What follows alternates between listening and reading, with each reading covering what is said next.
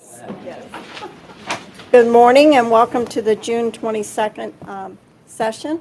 This morning, Pastor Painter, as Aaron calls you, would you like to lead us in prayer?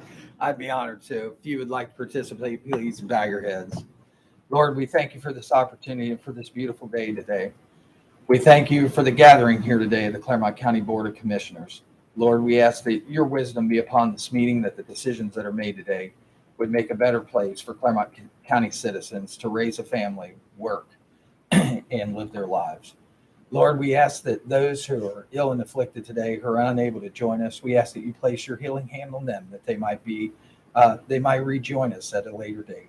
We ask you to be with those first responders today and those who are in uniform, not only the sheriffs and the local law enforcement, first responders, firefighters, and EMTs.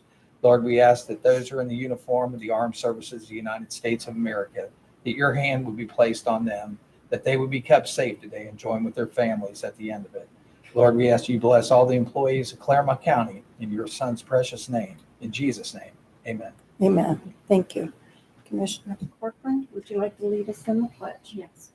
I pledge allegiance to the flag of the United States of America and to the republic for which it stands, one nation under God, indivisible, with liberty and justice for all.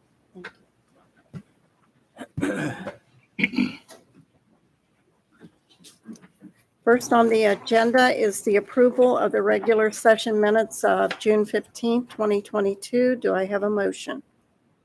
So moved. I'll second. Roll call, Holly? Commissioner Painter, Yes. Commissioner Corcoran, Yes. Commissioner Batchelor. Yes. Item C is public participation. Do we have anyone that would like to speak?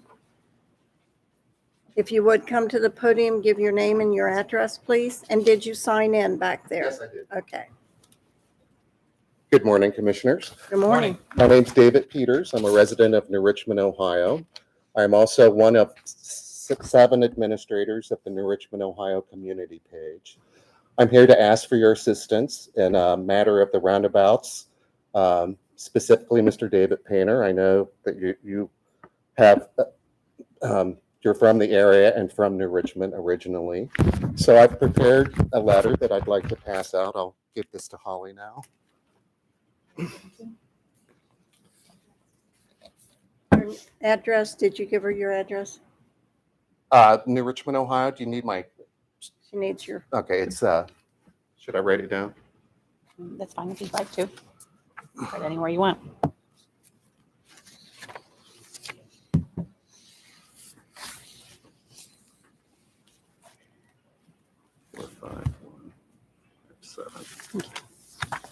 thank you. So I would like. Sir, before you start, let me just read a statement here just for the record, okay? This says, we've reached the public participation section of the agenda. During this time, the board does not answer questions nor engage in a debate. No member of the public may comment about a matter that is not within the purview of the county commissioner's responsibilities. The commissioners are not expected to comment on matters brought to the board during this time. Each speaker shall only speak once and shall be recognized by the board president before speaking. In accordance with the board's rules of procedure, your comments are limited to 5 minutes. Okay, Thank you very much. thanks. For David, and then I'll keep it short and simple. I represent several business leaders and community leaders and residents in my area of New Richmond, Ohio.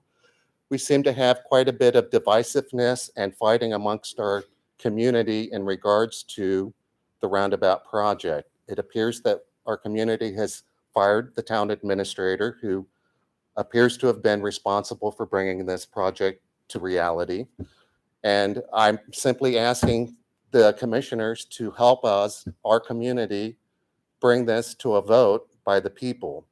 It seems that we need some guidance and some help in trying to resolve this issue for the benefit of everyone in our community. If you would care to comment, that'd be great. I understand that you don't necessarily need to comment. I'm just here to ask for your help and to bring public awareness to the situation and try to engage the people and have people be informed of the project. Thank you very much. Thank you. Thank you. Anyone else? Okay. Moving on to item D is the consent agenda. Board, you've had this in proper time to review. Do I have a motion to approve? I'll make the motion. Second. Any discussion?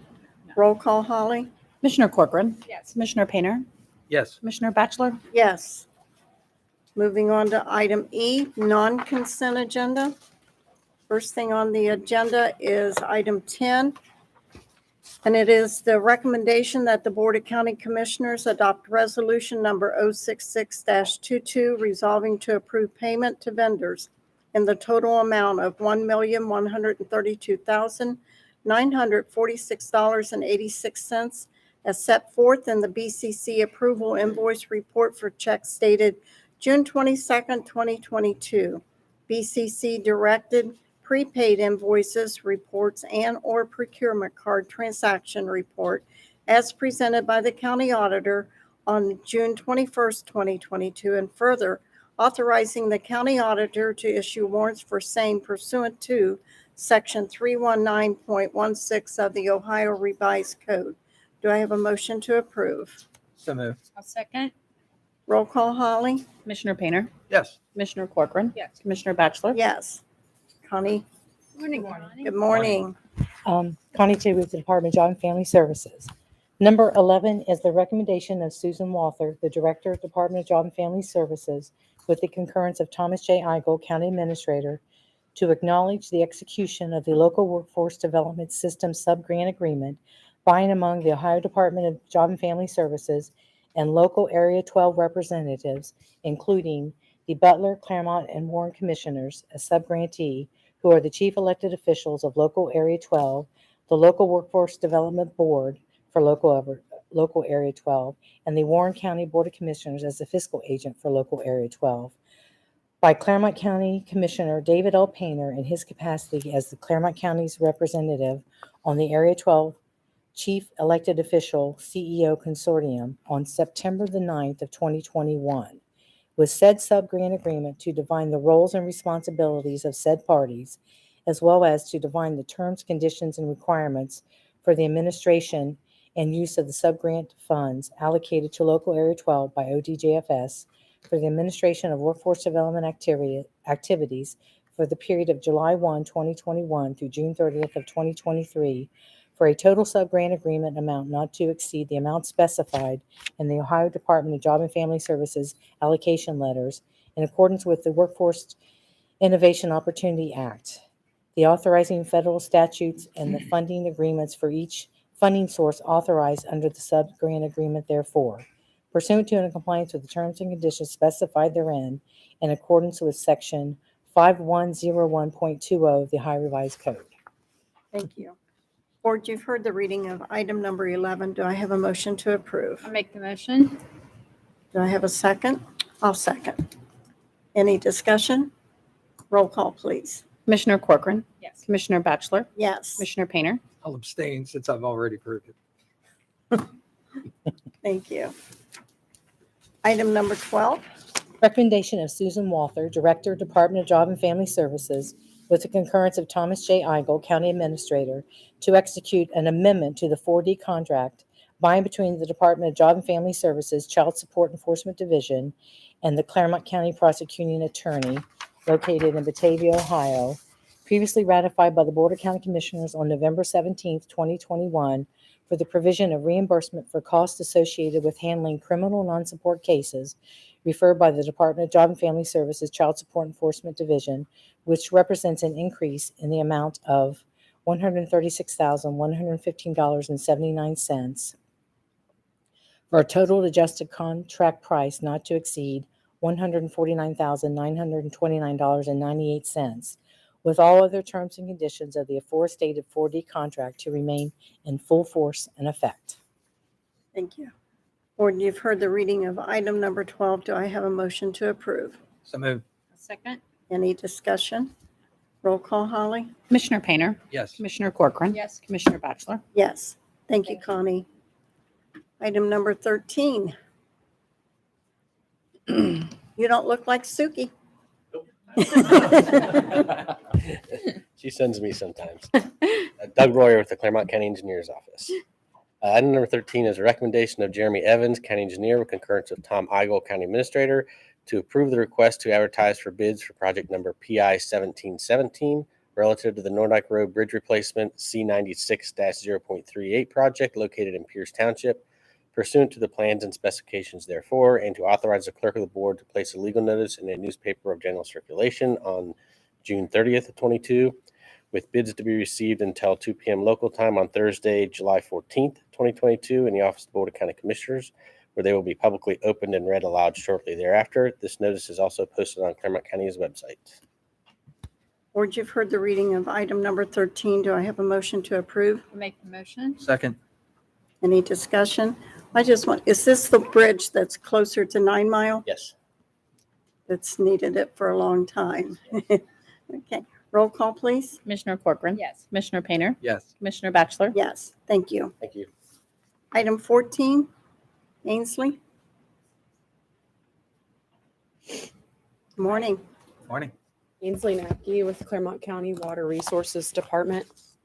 Item 14 is a recommendation to adopt resolution number 067-22, resolving to determine to make improvements relative to the construction, operation, and maintenance of the Greenbrier Lift Station Improvements Project located in Batavia Township as set forth in Exhibit A, attached thereto and made a part thereof, designated as project number 6402-60169, and in conformance with the detailed plans, specifications, and estimates of cost and financing as herein ratified and confirmed, all of which shall be paid from one or more of the combination of the wastewater capital improvement funds, American Rescue Plan Act funds, any portion of any federal or state grant or loan, should such become available, and or by the issuance of notes or bonds pursuant to section 133.08 of the Ohio Revised Code, and payable from revenues derived from sewer rates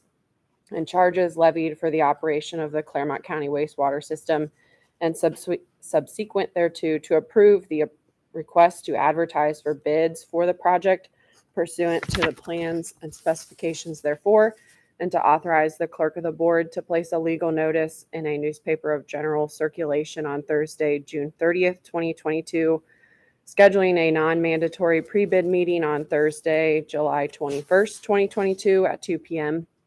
with bids to be received until 2 p.m. local time on Thursday, July 28th, 2022 in the Office of the Board of County Commissioners, where they will be publicly opened and read aloud shortly thereafter.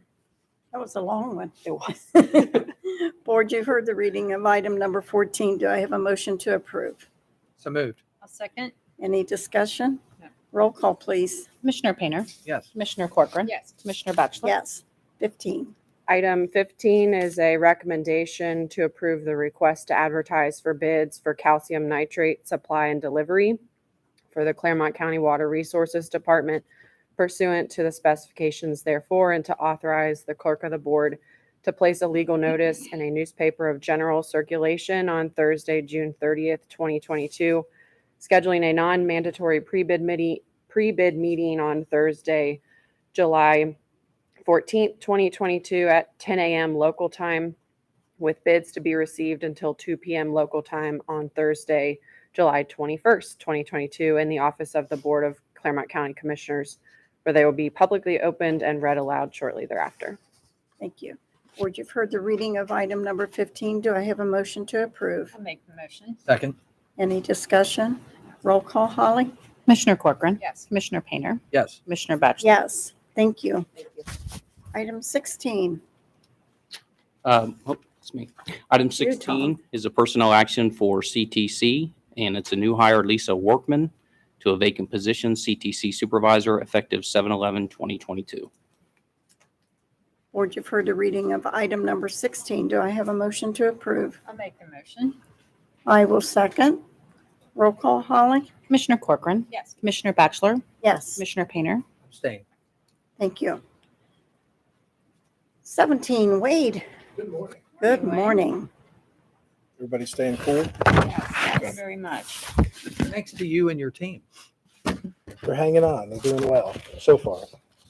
Item number 17 is a recommendation from Mr. Thomas J. Igel, County Administrator, to approve the solicitation of requests for statements of qualifications, SOQs, for as-needed architectural professional design services aimed at creating, reviewing, and approving the appropriate documents for submittal for building code compliance as it relates to remodeling and/or construction of offices, buildings, structures, and/or other appurtenances, pursuant to and in compliance with the Ohio Revised Code, Section 153.68, and to authorize the clerk of the board to place a legal notice in the newspaper of general circulation on June 30th, 2022, with SOQs to be received until 2 p.m. local time on Thursday, July 21st, 2022, in the office of the Board of County Commissioners, 101 Main, Batavia, Ohio, where they will be publicly opened and acknowledged shortly thereafter. This notice is also posted on the Clermont County's website.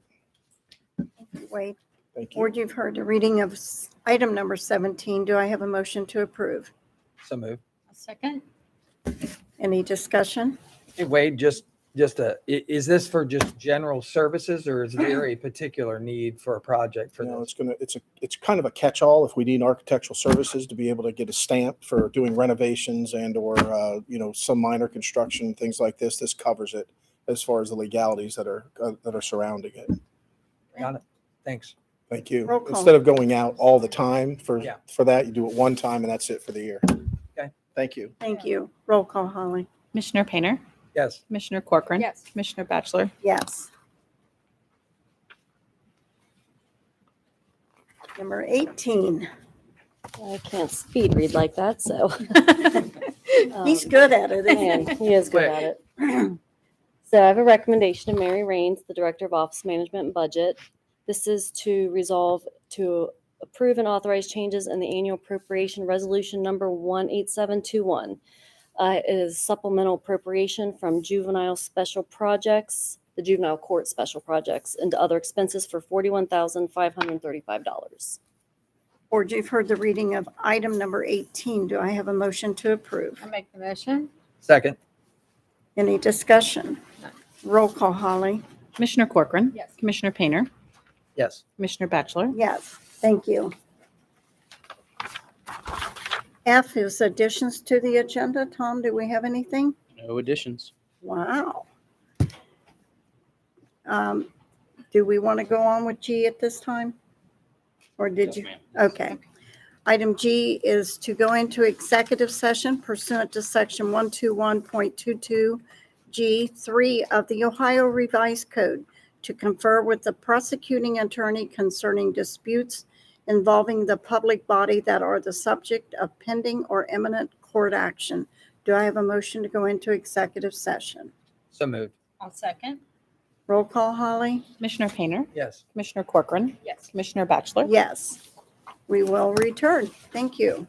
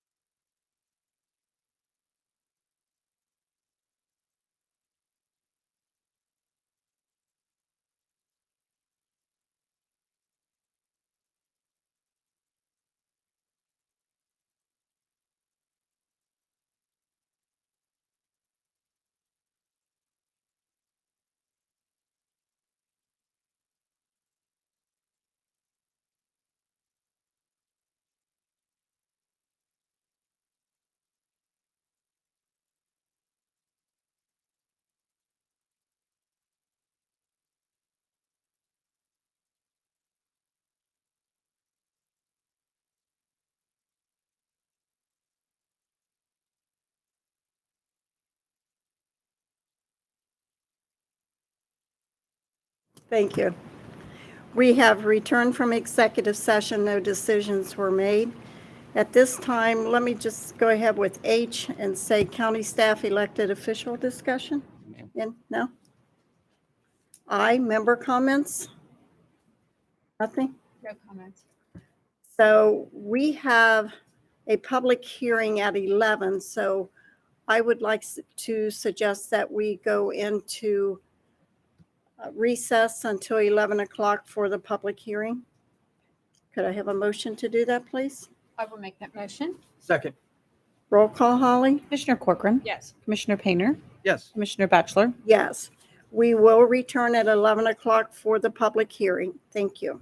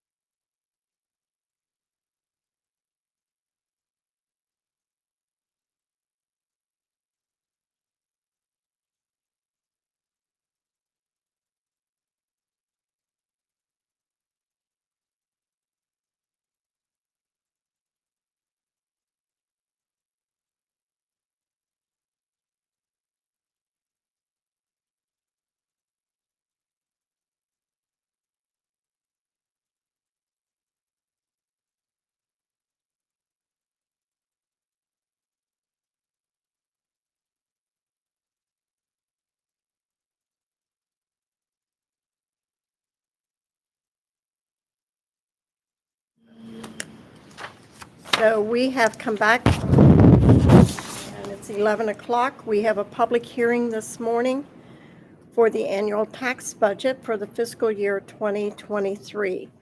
And today is June the 22nd. And if anyone present has not signed in, please do so. Sign-in sheet is over there. And Mary Raines, Director of the Office of Management and Budget. Morning. Morning. Morning. All right.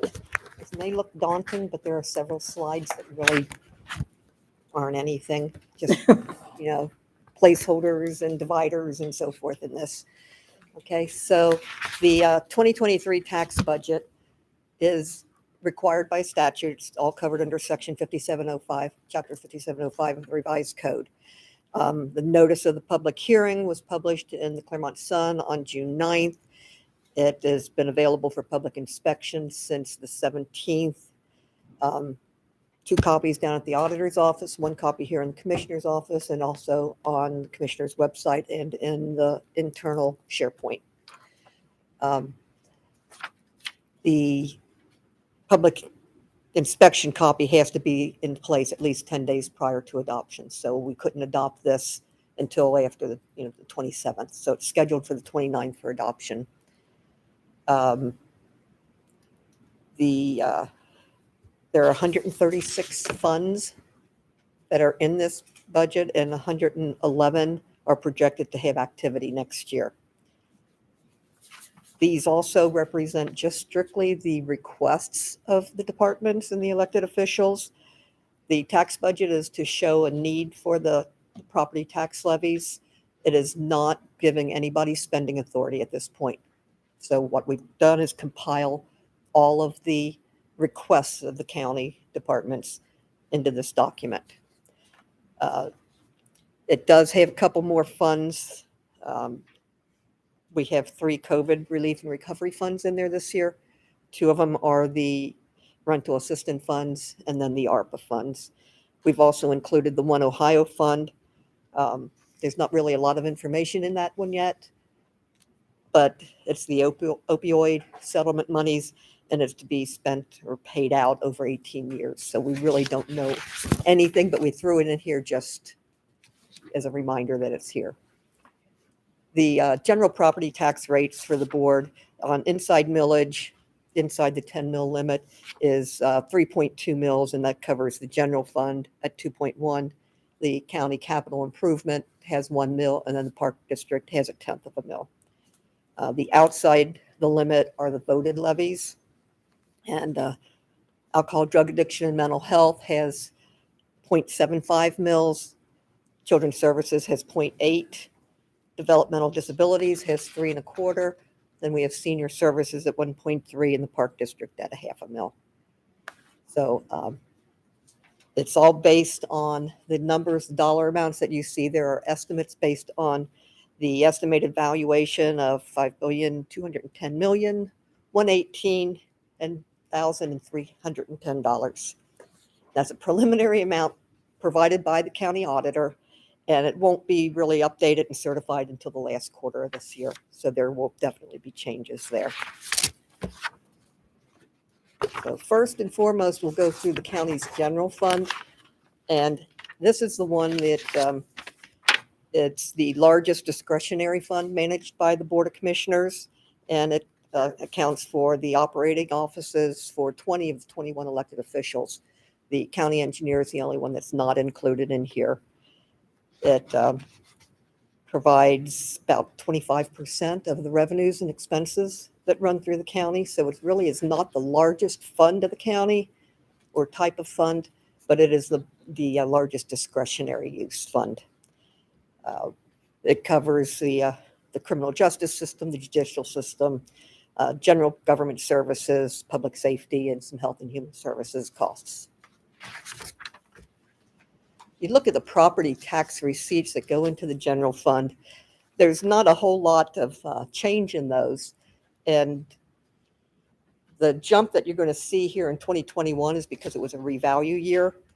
The last revalue year was in 2015, and that's when the appraisers go out and physically review the properties to update the appraised values. It's done every 6 years. So that was just done in 2021. And then you'll see things that don't change a whole lot for the next 3 years until there's a triennial update. And that's another one that the auditor does based on sales and other than physically going out and looking at those. That was last done in 2018. You'll see a little bit of a jump then in 2018 from the triennial. And then it won't be done again until 2024. The other thing that's kind of interesting on this, and it's not on here because I didn't start the chart until 2012, but if you'll recall, we had that recession, and in 2008, the property tax receipts were about 9.9 million. And you look here at 15 years later, 2023, and it's just estimated at 10.9. So in that period of time, because we took a large reduction because of the recession, and there was like a 9% reduction done back then. So it's kind of interesting. So there's not a whole lot of change except in those years where you'll see a revalue. And then there's just a minimal change after that. Here's where I need my glasses, guys. All right. This is just showing a trend in the general fund of the different revenue receipts, the type of receipts, showing the difference between 20, 21, 22, and 23. And sales tax is where you're going to see the biggest change in that. And that didn't really, when the pandemic hit in 2020, we expected there to be a large drop in that. But I guess because people spent more money, they were home, and then the Wayfair decision that impacted that also. In 2019 makes a big difference, and we did see an increase. We're going to see a jump this year over 2021, I think, but then I think it's going to start leveling off when they're talking about the economic impact that we're going to see there. So that's the largest piece of the general fund, and it's about 50% of our revenues. So it's really starting to something we've been relying on for a long time, and it's just starting to really creep up there. Charges for services is where we see the comm center receipts, where we bill those out.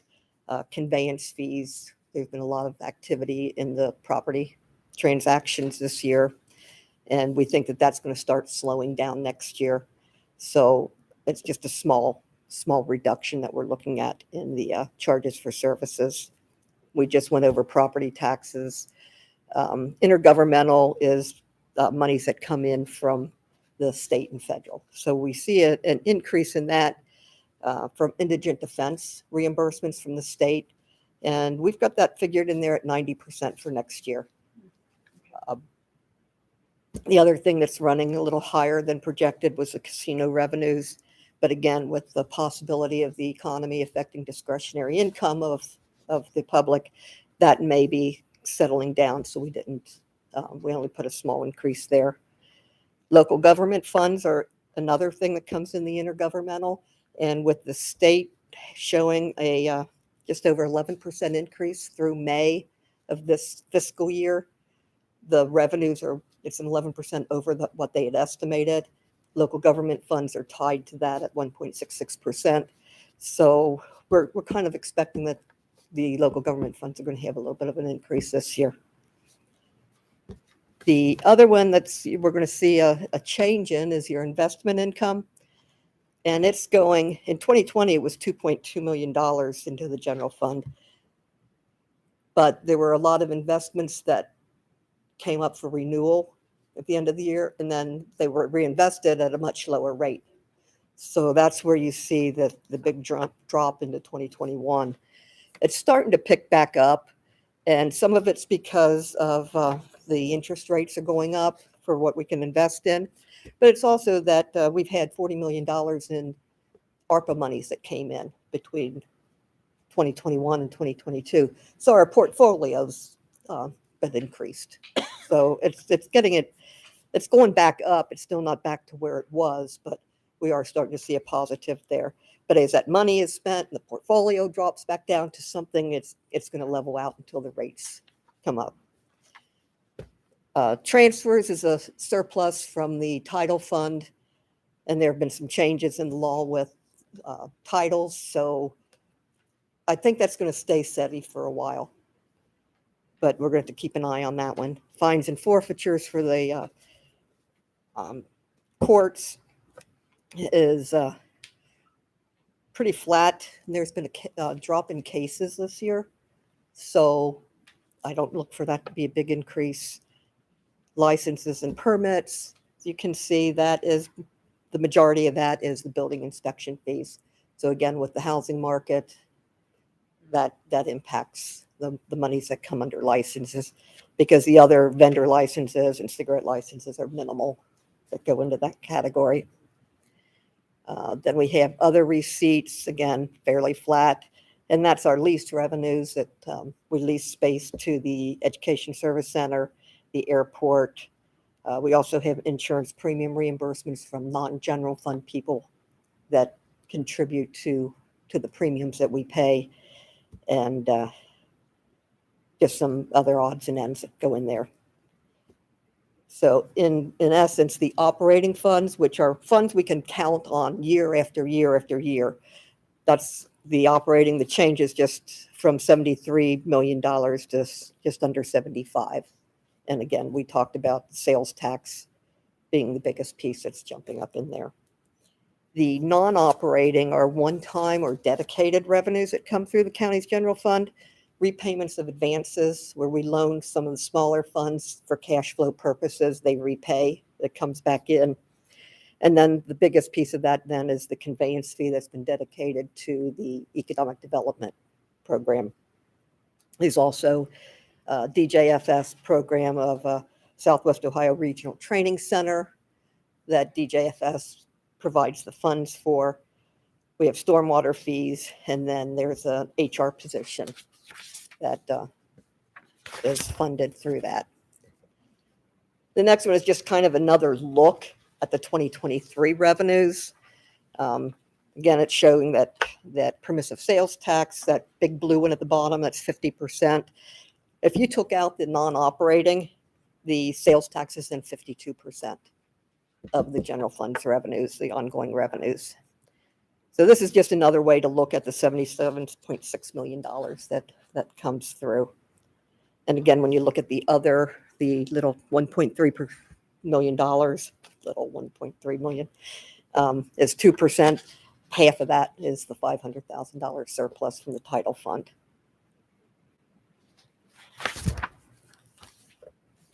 Okay, then we jump over to the expenses.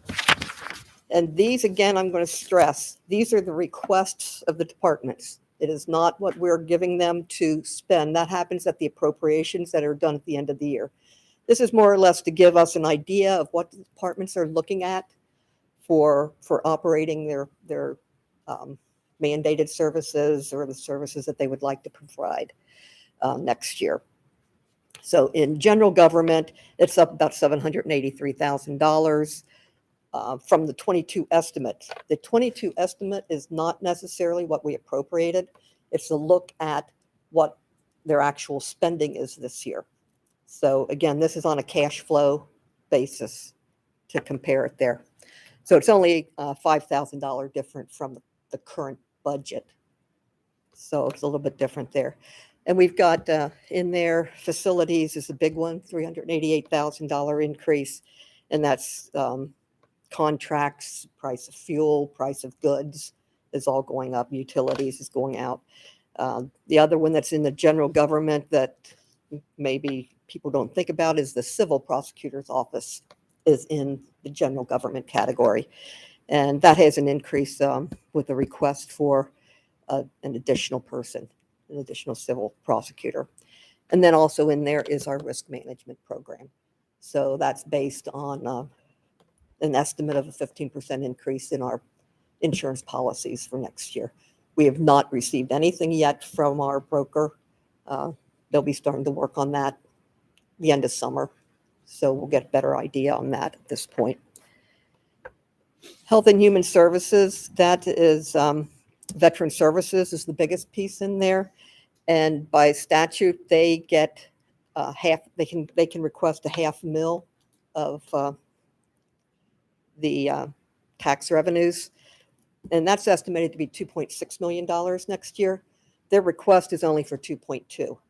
So their request is still well within the limits of what they're statutorily permitted to receive.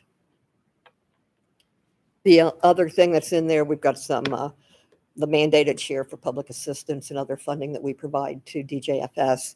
And then again, a requirement to fund the children with medical handicaps from the Department of Health, the State Department of Health.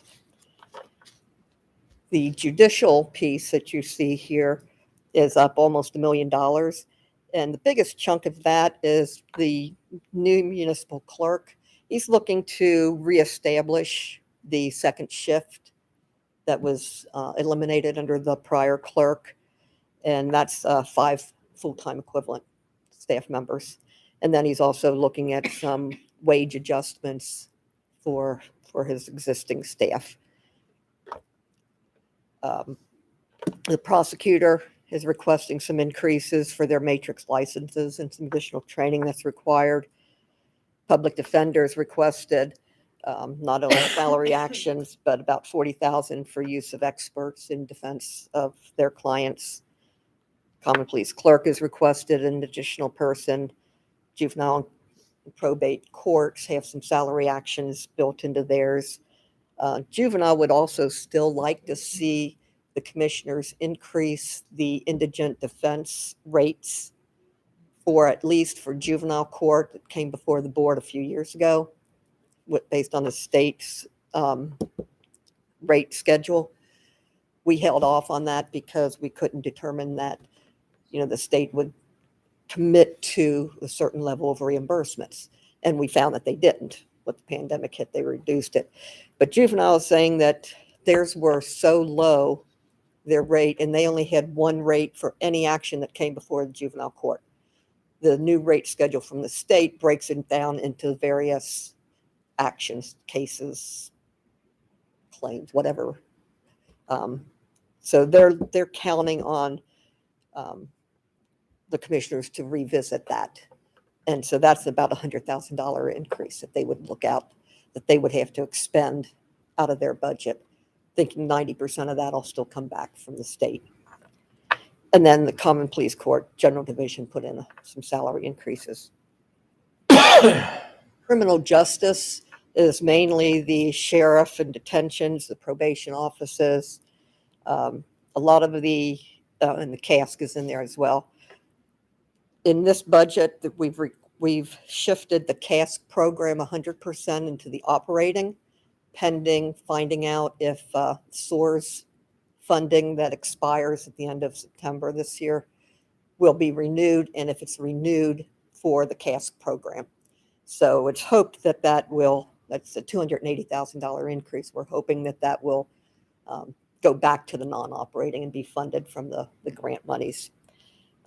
Juvenile probation has like 5% increase, but they also have 2 probation officers that are currently being paid out of reclaim. And there's been a large structure change at the state level with what reclaim monies could be used for.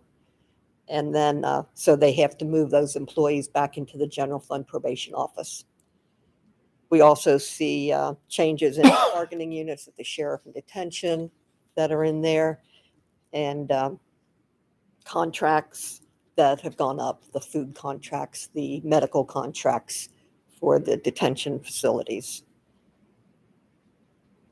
There's a big increase. You look at that from 2020 to 2021 in the criminal justice, as well as in the public safety, which is the next group down there.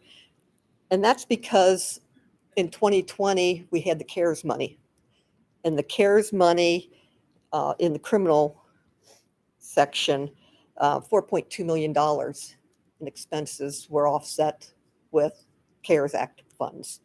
So if you had had all those expenses still in there, the 2020 amount would have been $26.6 million. So really the trend is still basically there when you take that into consideration. Public safety then is mainly the comm center and building department. The increase that we see just between 22 and 23 is mostly in the building department for some additional positions, one of which is a shared with the soil and water conservation. Communication center is essentially flat at this point, and the reason for that is their bargaining contract expires at the end of this year. So they don't put any bargaining unit increases pending the negotiation process. And again, that one had just under $350,000 in CARES money. So the adjusted would have been almost $4.2 million in 2020. So again, the trends right there. When you look at the non-operating is the biggest difference in that is from this year, we're planning to put $10 million into the capital out of general fund because we've started all those projects. We've started the juvenile, we'll be starting the Filliger Road campus. Next year, we dropped that down to about $3 million. So that's the biggest change in the non-operating. And here kind of gives you a visual. When you look at criminal justice is 39% and the judicial is 22%. So when you're looking at general fund, over 60% of the budget is for the judicial and criminal justice systems. And when you take that, again, take the non-operating out of that, that's 66%. So the biggest chunk of what you budget for the general fund is tied to those two categories.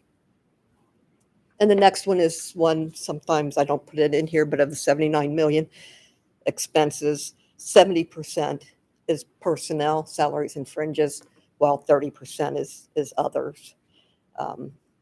Again, the employees bargaining contracts, there's the sheriff and the detention is in there in the correct. The DPSS, I'm sorry, DPSS is not included in there yet. Most offices did not include salary actions. As you know, with the appropriations generally, we try and put the same amount to every non-bargaining. But then there were those who did, and they ranged from 3% to 6% requested. So various offices had asked for that.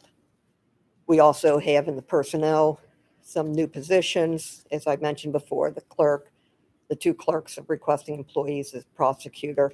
Veterans included a front desk person.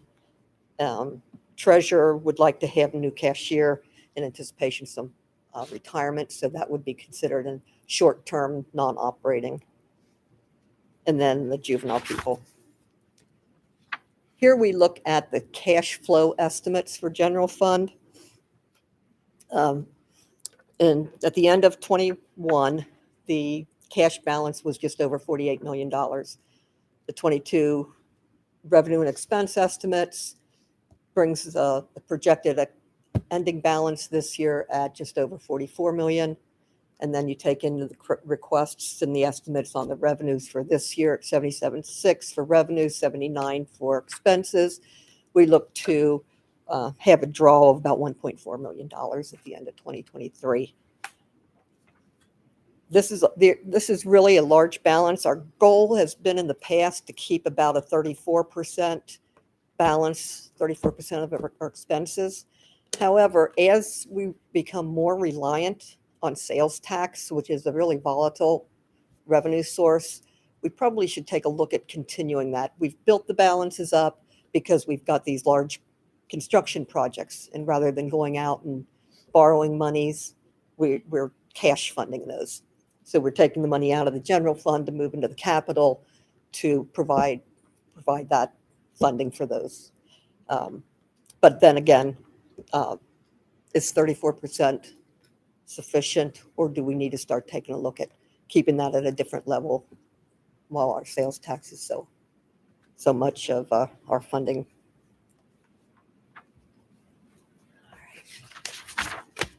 All right, now we get to the other tax levies. The first one is the 1 mil that we put into the capital. And again, the revenues from the tax levy have been pretty flat since 21 at $5.2 million. That had been increased from 4.8. The only jumps you're going to see is when we have major projects. So this is a cash flow, not a budgeted flow. This is a cash flow snapshot of where we expect to be.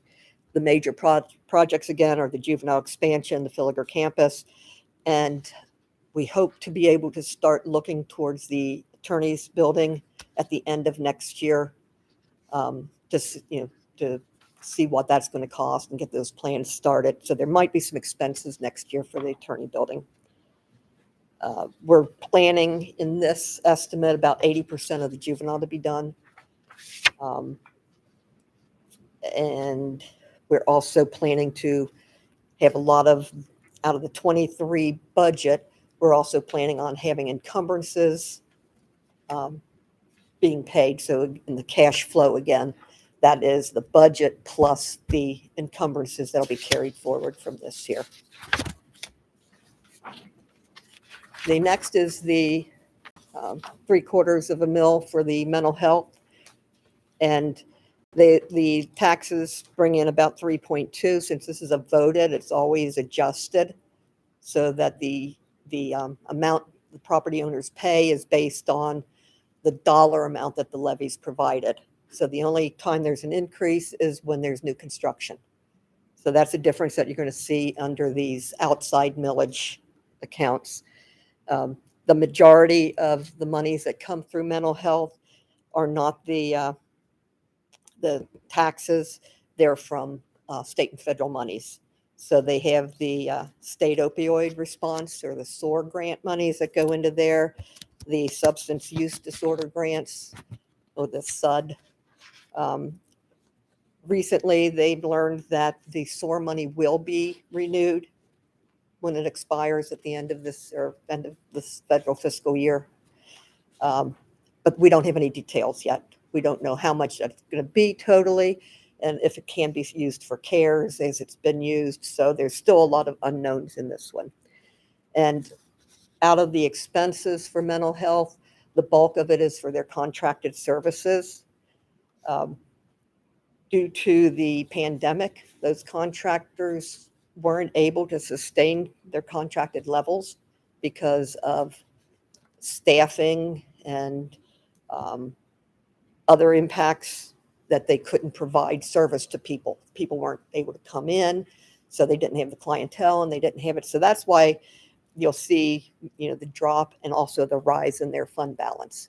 It's because of that. They're expecting to be able to put their expenses and everything back to a normalcy for next year.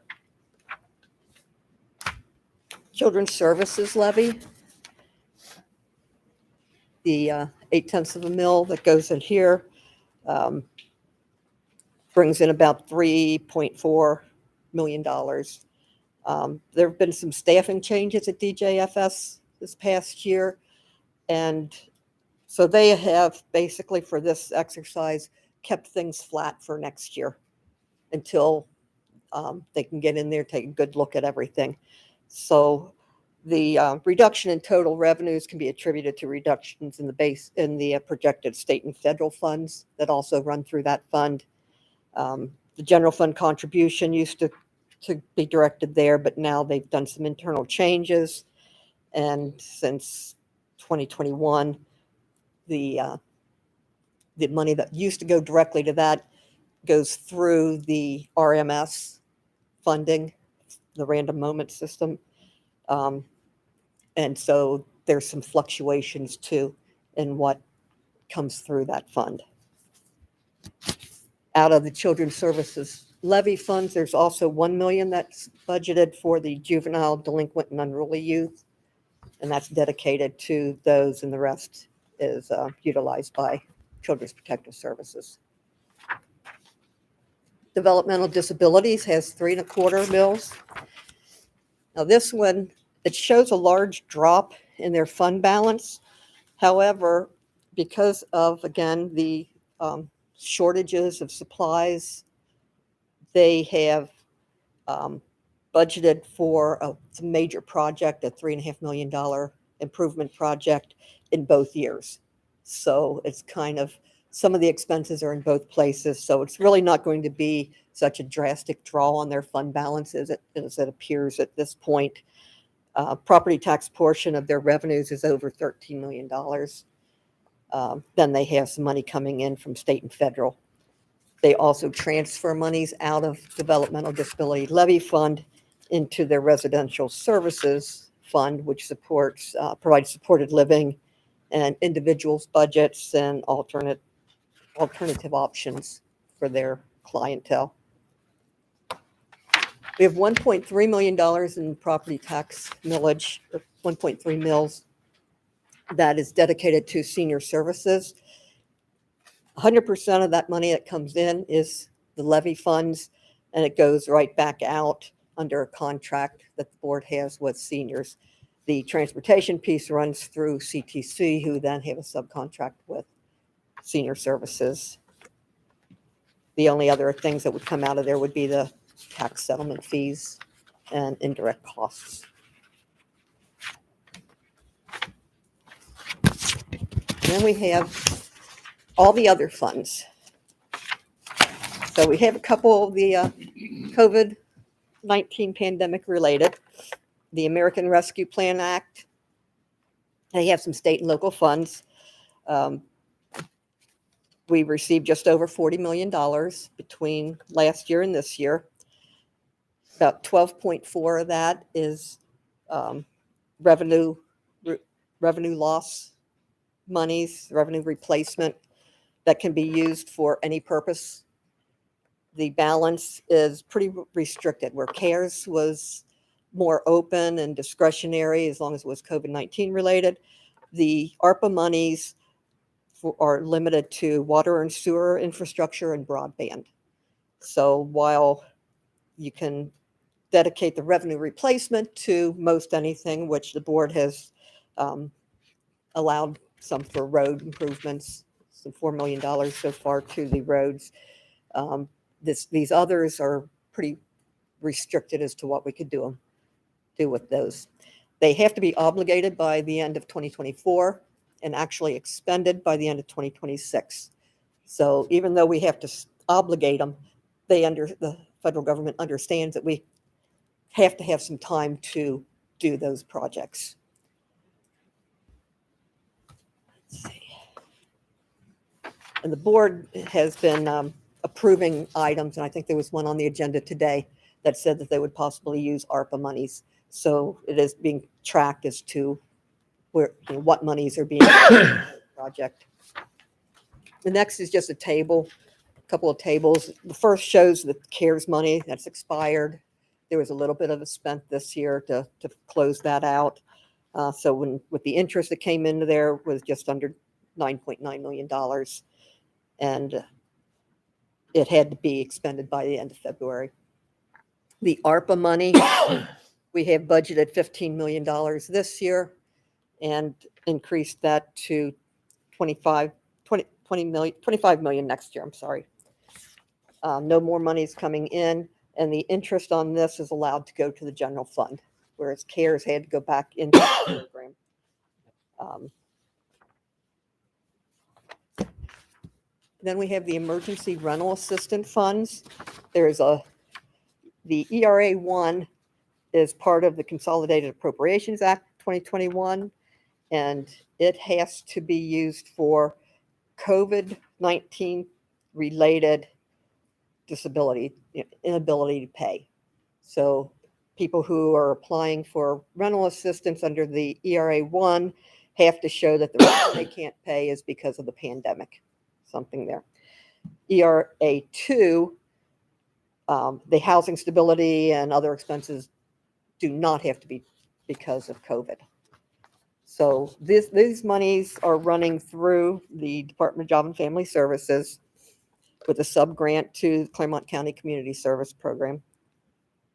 The individuals can't use this money if they've accessed any other assistance funds. 30% of the funding within the first reporting period had to have been expended, or monies had to be returned back to the federal government. So some of the money gets reallocated to higher need areas within the country. They first look to the state of Ohio, and then they look beyond that. So that's where you'll see some reallocated monies. The ERA1 ends the end of September of this year, and the ERA2 can be used through 2025. We're looking at all the funds in the county. We're looking at $291 million.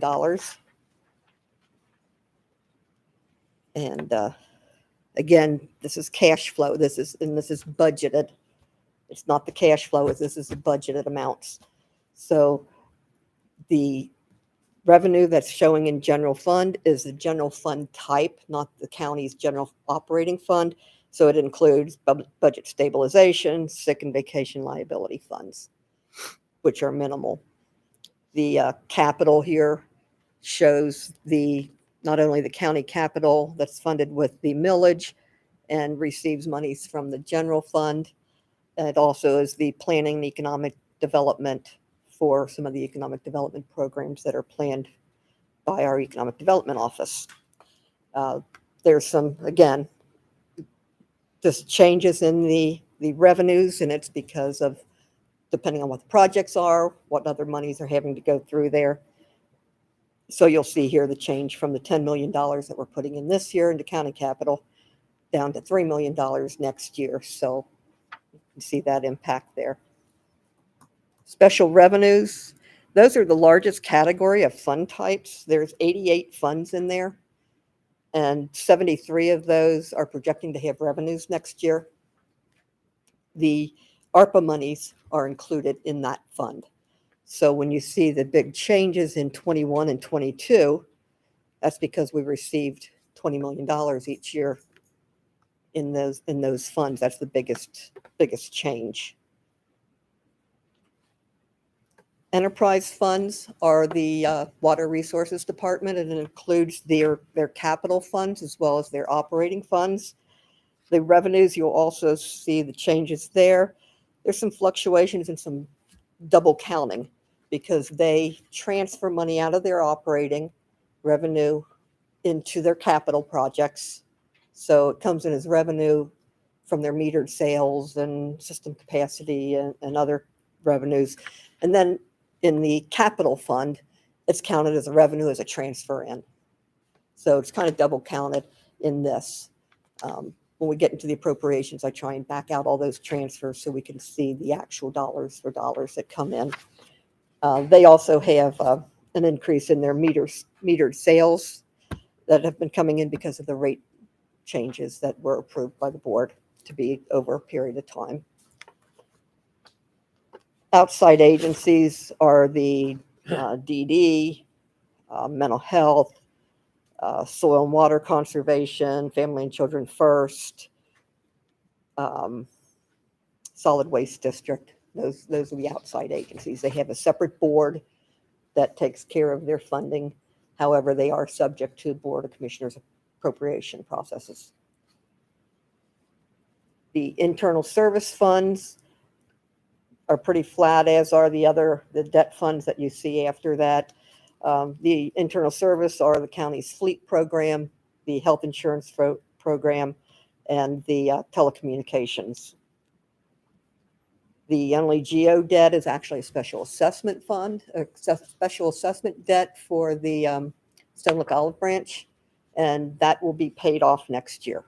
So that's the final one that'll drop off. The OPWC are some 20-year loans for engineer projects, with the exception there's a 25-year loan for Monroe Township roads that ends in 2042.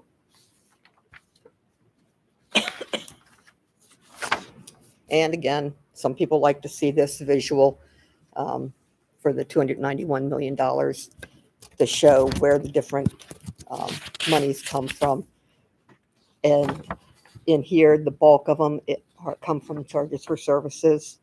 And again, water and sewer metered sales, system capacity charges, internal service funds where they're charging other departments for the expenditures for the health program, for example. Charges for services also include the conveyance fees and the auto title and other statutory fees. The next would be the intergovernmental, and those are mainly the public assistance and other DJFS programs that go through there, as well as the engineer's license and fuel tax and other miscellaneous grants that come in. So this is just another way to look at the revenues by type. You see here, permissive sales tax, when you're looking at the whole big picture, it's only 15% of the revenues in the county. So it's big difference from the 50% that we rely on it in our general fund. The next is our BCC budgeted expense trends. We're going to see a decrease in the general fund, which has all been talked about before, so I'm not going to go back into this. But it's also a little bit different because we do have about 100,000 that's in there for the sick and vacation liability. And that's if we have a large retirement or something where we have a payout and we need to put that money in here, we keep this as reserve funds for the general fund. The capital, again, this is the budgeted amount of $11.4 million. Special revenue is changing by about $3 million, and that again includes the ARPA money that we're reflecting in here. I think I've pretty much touched on all those. This is just an overall look, and so what we would look at for budgeting for all funds is up to about $327.5 million. So it's not a big change from what we're looking at for this year. And again, picture to show the expenses by function. Environmental and water resources is the biggest at 26%. Then we've got the health and human services, which is the DD, DJFS, mental health, seniors, dog and kennel falls under there, septic system rehab, some indigent alcohol treatment and indigent guardianship, Title IV-E and youth services programs. They all fall under the health and human services. And general government is about 16%. Again, that's the bulk of the elected officials, but some of the elected officials have other non-general funds that they control or manage. For example, the auditor has the hotel lodging tax, the real estate assessment fund, Board of Revision. Then the treasurer has the investment advisory committee. The recorder has their technology fund under there. Prosecutor and treasurer both have DTAC. Clerk courts has their auto title. So there's a lot of other funds that fall under control of other departments. And the the ARPA money falls under general government. Then we have the other ones that are just basically the criminal justice, seeing that it's only 11%. So it's, less than 20% of the total amount when you're looking at all the funds. Transportation is the engineer and CTC. And the public safety, in addition to the comm center and buildings, and there's the coroners in there, and the wireless 9/11 fund, emergency management, and local emergency planning. So those are some of the funds that are included in there. When we look at all funds, 327 million, the personnel costs drop down to only 37%. So when we're looking at all of the funds that the commissioners appropriate, the bulk of it is some direct services to the citizens of Clermont County.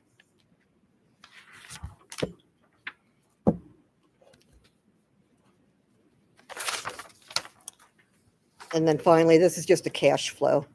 It's showing the balance of 2022 with the estimated 23 revenues and expenses, and showing that we're looking at like 43.9, almost a $44 million draw on the funds. And again, the big piece that's in there are the ARPA monies, but it's in here as a budgeted expense. but it probably won't all be spent. So it'll be a little bit different when the actual dollars go into play, where these have the budgeted estimates for the expenses.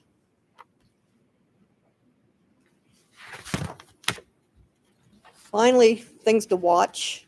We have the Dog and Kennel Fund. We want to keep an eye on that one. The county took over that one in 2021, the operation, after it had been contracted with a separate humane society.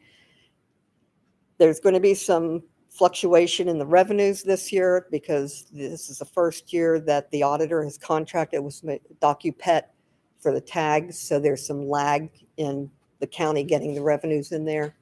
So there's some changes in there. We have built in for this year and next $205,000 to budget from the general fund for the dog and kennel. The revenues that have been coming in since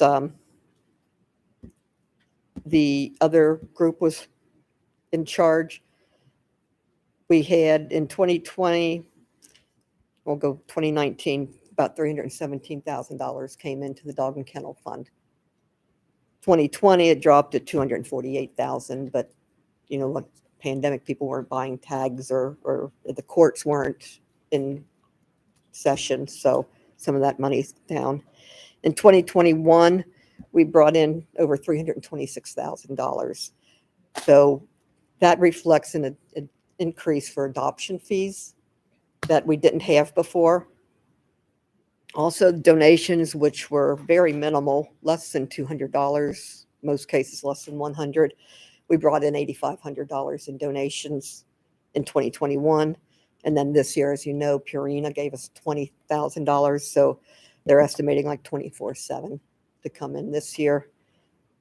And they're looking to hold adoption fees in the neighborhood of $30,000, going from $24,000 last year. So, you know, they're doing some changes. It's bringing in some revenues. The licenses, it'll take it a little bit, but it'll probably get back to where it should be once we get this DocuPet on regular schedule.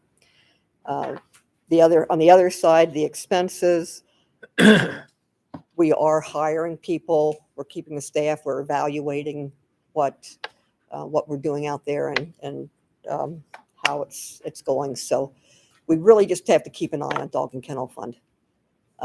It's not going to have enough money to fund the way the budget was presented, which is some increases in staffing and some capital has been running through there. So there have been a lot of things impacting the Dog and Kennel Fund.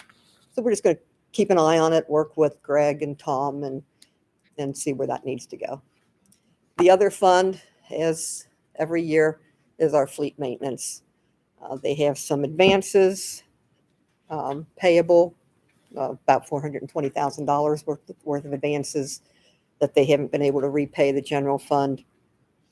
They're continue to show need of support from the general fund this year, next, and there's been some general fund monies going into that fund. So they've just recently hired their third mechanic. We're going to see what that does. We've got some offices that are coming back to utilizing the fleet department. So see how that does with the cash. So it's just, again, something we need to watch. Fuel prices is another thing. Fuel, pretty much what we spend, we get back plus a small markup for the administration. So those are just a couple of the funds that we really need to keep an eye out on this year. That's all I have. That was a lot. That was a lot, Great. but I tried to make it fast. How'd I All do? the details. You did a fantastic job. Thank you.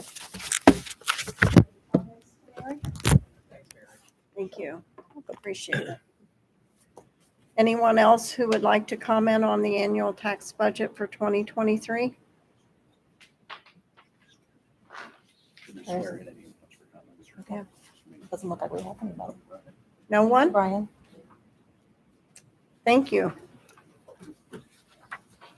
Holly, have you received any correspondence? We have not. Okay. We did not either. Okay. We received no emails, no phone calls. Okay. Then at this time, I would close the public hearing.